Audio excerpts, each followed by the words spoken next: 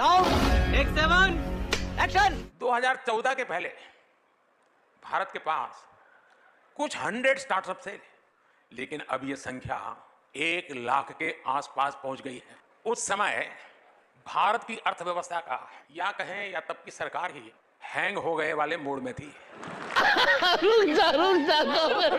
ये बात सही कहा साहब जी ने, क्योंकि 2014 से पहले कहते थे महंगाई कम होगी, बेरोजगारी खत्म होगी, लेकिन अब इन सब बातों पर हो गए हैं ढोंगी। और साहब जी देश की अर्थव्यवस्था का दे रहे हैं भाषण, क्योंकि करोड़ों लोगों को देना पड़ रहा है 5 किलो फ्री राशन। और यह भी हो सकता है 80 करोड़ जनता को मुफ्त राशन लेने के काबिल बनाया है, और किसानों को साड़ कैसे भगाना है यह भी सिखाया है।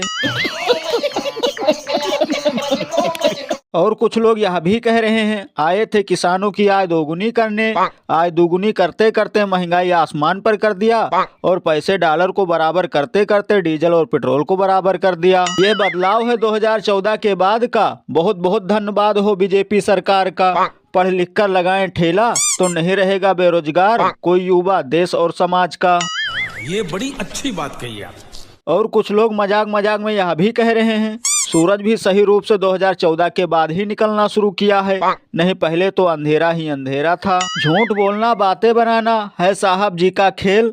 2014 के बाद नेता लोग जनता से खेल रहे हैं खेल। लाखों का होगा साहब जी का फोन जो नहीं होता है हैंग। और अभी तो रुको, क्लाइमैक्स अभी बाकी है।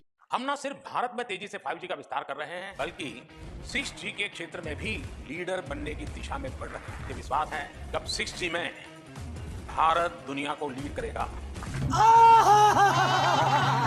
अरे साहब जी पहले रोजगार तो दे दो जो सबकी जरूरत है, महंगाई तो खत्म कर दो जो जनता की जरूरत है। 4G फोन तो यहाँ कोई खरीद नहीं पाता, और 6G फोन कौन खरीद पाएगा। देखा दोस्तों, साहब जी 4G से 5G और अब सीधा 6G ला रहे हैं। लगता है अब इसी से खत्म होगी बेरोजगारी और नहीं रहेगी महंगाई।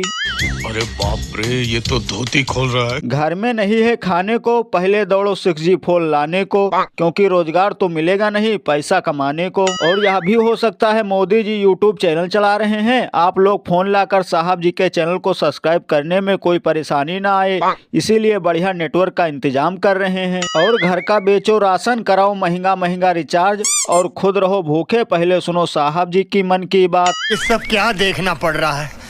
अच्छा है मैं अंधा हूँ। यही है साहब जी का काम, आप ना करो कोई रोजगार।